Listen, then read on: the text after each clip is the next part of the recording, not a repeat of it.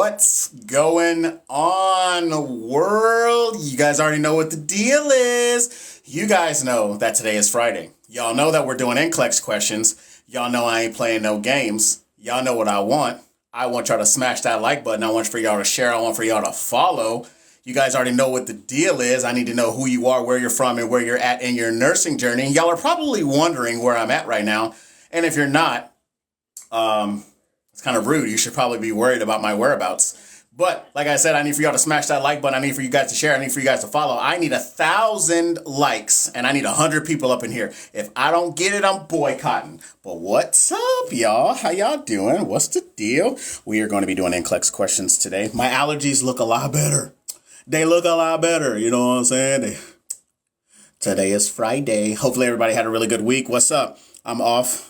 My day off, reckon. Oh, okay. I see. Reckon 7. Okay, girl, that's what I'm saying. What's up, Mel? How y'all doing? How y'all doing? Y'all already know I want 1,000 likes and I need 100 people up in here so we can get some NCLEX questions. Hey, Kevin, Brooklyn in the house. Shout out to Brooklyn. Marcy Projects. I see you, Spicy 5. I see you out there. What's up? Is it Visha? Shout out to you. Hey, ma'am. My other mother's in here. Mom, I see you out there. I love you. I appreciate you. Hey, what we doing? You already know what we doing. You already know. Sarah, you know I love you. I appreciate you always. I've been thinking about you all day.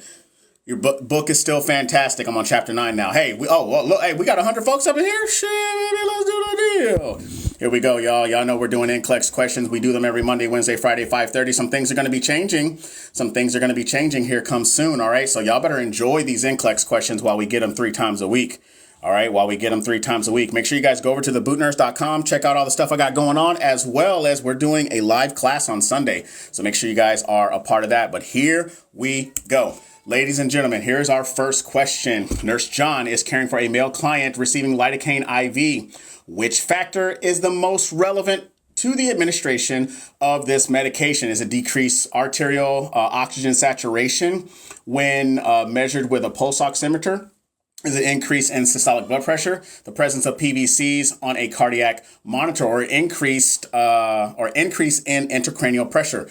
All right, let me hear it. Let me see what y'all got. Hey, if you guys are new here, welcome. We're doing NCLEX questions. I got these questions off nurseslabs.com. I don't gatekeep, and I don't tell you guys that these are my questions. Who do I look like? Steve Harvey? The hell? I look like Cedric the Entertainer? I'm just playing. Y'all already know what's up.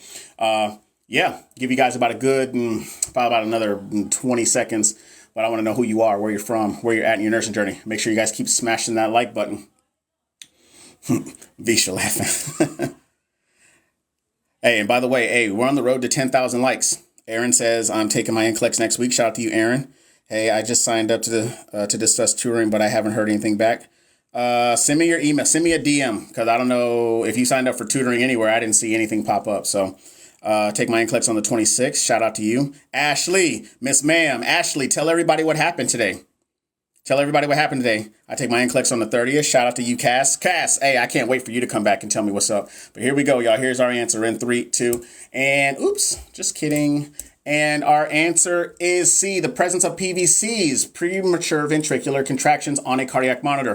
Lidocaine drips are commonly used to treat clients whose arrhythmias haven't been controlled with oral medications and who are having PVCs that are visible on a cardiac monitor as part of pharmacological and parenteral therapies, which are the second largest section on the NCLEX exam. All right, second largest section on the NCLEX exam. It doesn't matter if it's for RNs or LPNs. Pharmacology is number 2. Pharmacology is number 2. Jacqueline, thank you for the follow. Sarah, I love you. Thank you for the rose, as always. Here we go. Question number 2. Nurse Ron is caring for a male client taking an anticoagulant. Paint the picture. What does it do? All right. The nurse should teach the client to what? Report incidents of diarrhea, avoid foods high in vitamin K, use a straight razor when shaving, or take aspirin for relief or for pain relief. What are we thinking? Hey, if you guys are new here, welcome. We're doing NCLEX questions. Also, I want to know who you are, where you're from, where you're at in your nursing journey. And if you're not a nurse, what you doing in here hanging out with us? You know what I'm saying? By the way, if I don't have 10,000 likes by the time I get to the 10 question, I'm boycotting the rest of these questions. Y'all better ask somebody, because they'll tell you I'll do it. A little bit about me. I've been a nurse for 3.5 years. I've worked ICU, I've worked OR, and I've worked PACU. I'll tell you guys a little bit. As we keep going forward. Shout out to Florida. Here we go, y'all. Here we go. Here we go. Here's our answer. Here is our answer in 3, 2. And the answer is B, avoid foods high in vitamin K. A client should avoid consuming large amounts of vitamin K because vitamin K can interfere with anticoagulation, right? That is part of pharmacological and parenteral therapy, still the second largest section on the NCLEX exam. How is ICU like? It's exactly what you think it is. It is a lot of critical care, a lot of critical thinking, hemodynamics, ventilator management, multiple drips, head to toe assessments, full body care of a patient. All right. So there we go. Pharmacological parenteral therapies, 14 to 18% on the NCLEX. All right. Here we go. Question number 3. Nurse Lynette is preparing a site for an for an insertion of an IV catheter. The nurse should treat excess hair at the site by what? Leaving the hair intact, shaving the area, clipping the hair in the area, or removing the hair with a depilatory? A depilatory. By the way, I got these questions off nurseslabs.com, free sets of questions. You guys can go over there and check them out for yourself. Hey, also, by the way, some of these questions are not going to be the best questions that you guys will ever receive. However, they're free, and however they are helpful, go over there and get you something that's helpful. All right. Make sure you guys check out. I got a free download over there on my website. You guys can check that out. That link is in my bio. Go ahead and get you that 42 pager. All right. I'll give you guys 10 more seconds. We got A. Okay. Adrian, appreciate the follow. Is it Adriana? Thank you for the follow. There we go. Got A, we got C. Okay. All right, here we go. Here's our answer in 3, 2. And the answer is C, clipping the hair of the area. Hair can be a source of infection and should be removed by clipping. This is reduction of risk potential. All right. So remember, when you guys are studying, you guys need Q&A. You guys need content, you need Q&A, and you need rationales. Your content gives you the information. You apply that information to the question, and the rationales help you retain the information. All right. That's what it does. Lolo, shout out to you for taking your NCLEX today. So make sure on Monday you come back and you let us know what's up. All right. Here we go. Question number 4. Nurse Manasa is caring for an elderly female with osteoporosis. When teaching the client, the nurse should include information about which major complication. Is it bone fractures, loss of estrogen, negative calcium balance, or Dewager's hump? What are we thinking? I start my ASN my ABSN program next week. Shout out to you. We got A's. See you Sunday. Would you like to coach me? What? Would you like to coach me to pass the NCLEX? I'll coach anybody that is willing to be coachable. So, flight nurse here, great practice, learning tool, never stop learning. Shout out to you, Cotton. James, I see you. Hey, anybody ever interested in doing a side hustle and want to know about digital products? Go check out my man, James. James, you see what we doing out here. All right. Shout out to y'all. What's up, man? How are you? Here we go, y'all. Here's our answer. Here is our answer in 3, 2. And the answer is A, bone fracture. Bone fracture is a major complication of osteoporosis that results when a loss of calcium and phosphate increases the fragility of bones. That's actually part of health promotions and maintenance, which is 6 to 12% on the NCLEX. Butterfly, I see you out there. See you, Tiffany. Hey, so that is health promotions and maintenance, 6 to 12% on the NCLEX. One of the 8 sections of the client needs from the NCLEX test plan. So shout out to all y'all that got that question right. All right, here we go. Question number 5. Nurse Lynn is teaching a group of women to perform BSE, right? So the nurse should explain that the purpose of performing the examination is to discover what? Cancerous lumps, areas of thickness or fullness, changes from previous examinations, or fibrocystic masses. Or fibrocystic masses. What are we thinking?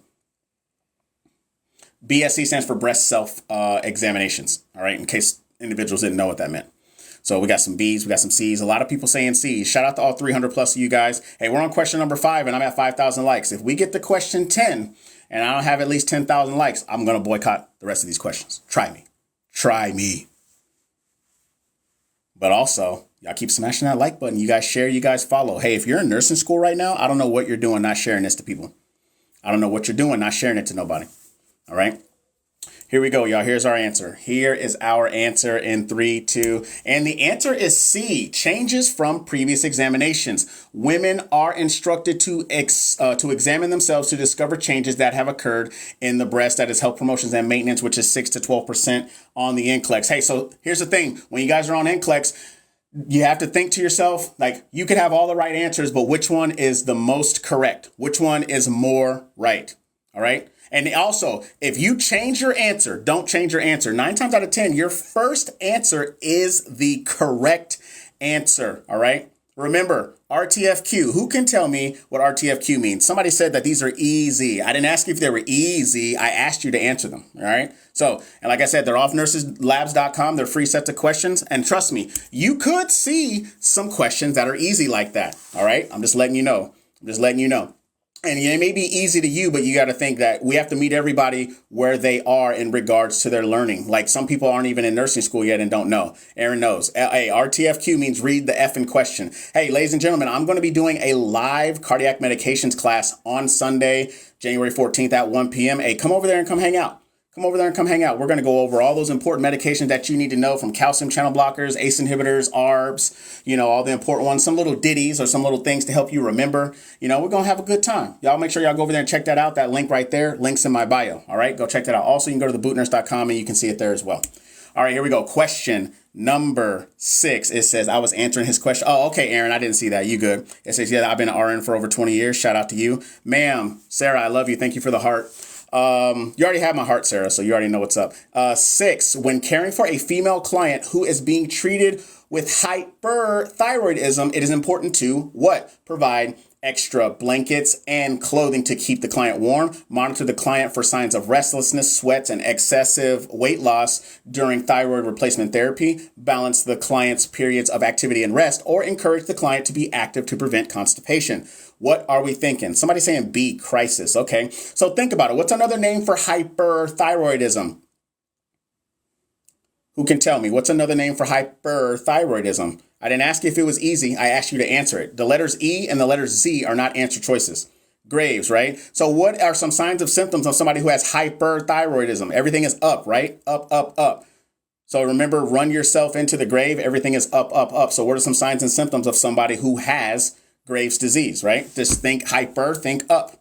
There you go, Brianna. Sweating. There you go. Everything's fast. Exactly. Right. Here we go, y'all. Let's see what the answer is. Let's see what the answer is in 3, 2. And the answer is B. It's C, not B. Sorry. It's C. Balance the client's period of activity and rest. Now let's figure out why. I know y'all are going to be like, oh my God, Kevin, why? Right. A client with hyperthyroidism needs to be encouraged to balance periods of rest and activity. Many clients with hyperthyroidism are hyperactive and complain of feeling very warm. That is part of basic care and comfort, which is 6 to 12% on the NCLEX exam. Now, remember, people that are going to have hyperthyroidism, they're going to be gone everywhere. Not gone everywhere. They're going to be all over the place. So you, as someone who is taking care of them, has to tell them, hey, we got to calm down. You got to sit down. You got to do this. You got to do that, right? You thought hypo.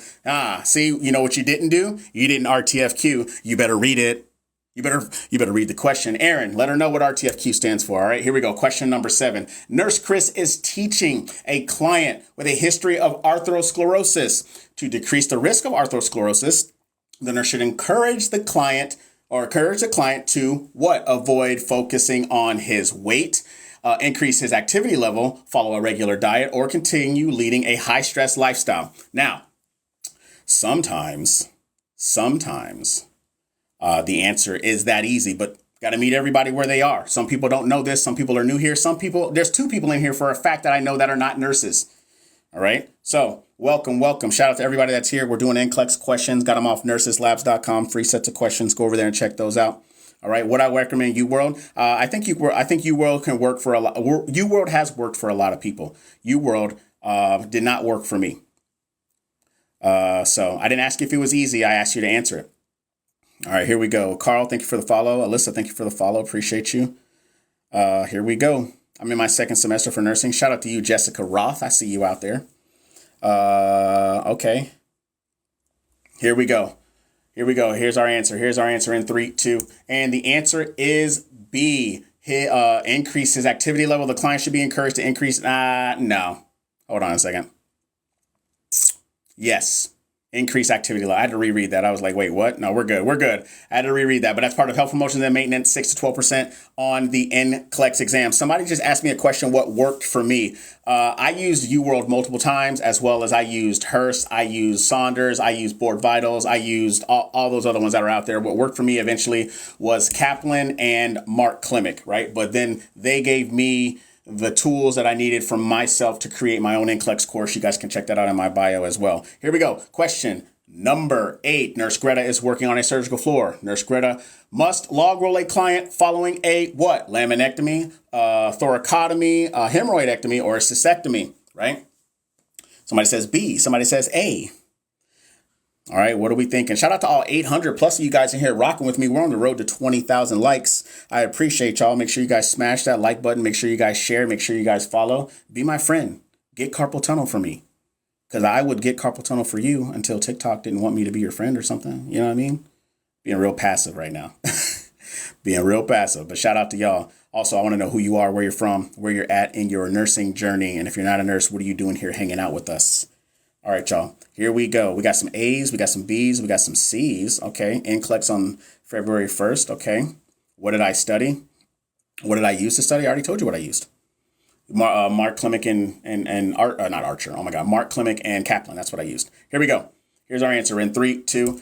And the answer is laminectomy, right? And if you don't know what a laminectomy is, it is a spinal surgical procedure. Okay, so the client who has had a spinal surgery, such as a laminectomy, must be log rolled to keep the spinal column straight when turning because they just had a surgical procedure on their spine. I don't want to manipulate that and cause them any more harm because obviously that's how they got there because they had some type of spinal manipulation. That is part of physiological adaptation, which is the third largest section on the NCLEX exam at 11 to 17%. Part of the big 3. Largest section on NCLEX is management of care. Second is pharmacology. Third is physiological adaptation. All right. So if you understand that, the questions will look so familiar to you by the time you start getting to your NCLEX. You're gonna be like, that looks like a farm question. That looks like this, so on and so forth. All right. So shout out to all y'all that got the question right.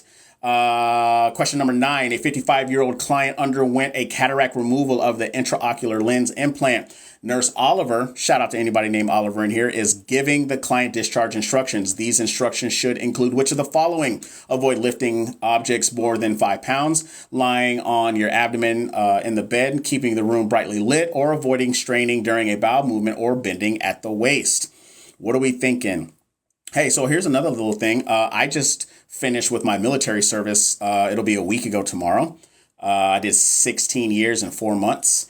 And yeah, so been a nurse for 3.5 years, was in the Navy for 16 years and 4 months. And, you know, I still love this teaching thing. I love being out here with y'all. I appreciate you guys being here. That's just a little bit about me. That's why I always ask y'all, what do y'all do? And by the way, if you guys start seeing people come in here say, follow my private whatever, let me know because they be trying to sell me nudies. Why sell nudies when you get it for free? I'm just kidding. Here we go. Here's our answer in 3, 2.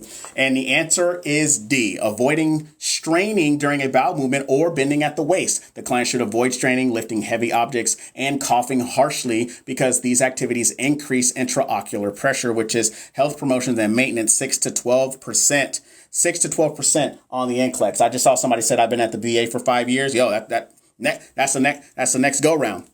Next go round. VA. We'll see what's up. So here we go. Shout out to everybody that got that answer right. All right. So let me leave. I don't know this. Hey, even if you don't know, this is good practice. This is good practice. Okay. Don't stray away from it. You know, if you scared, go to church. You know what I'm saying? If you scared, go to church. It says, hello, Kevin. I got pinned this Wednesday, taking my NCLEX on the 17th. Shout out to you, Gabby. I'm so proud of you. I know we talked about that. So question number 10, George should be taught about testicular examinations during when? When should that happen? When sexual activity starts at age 6, 9, 40, or before 20. All right. We got everybody saying D. We got a few people that said C. Okay. All right. Cool. Shout out to all 700 plus of you guys. We are on the road to 20,000 likes, so appreciate y'all getting carpal tunnel for me. Here we go. Here's our answer.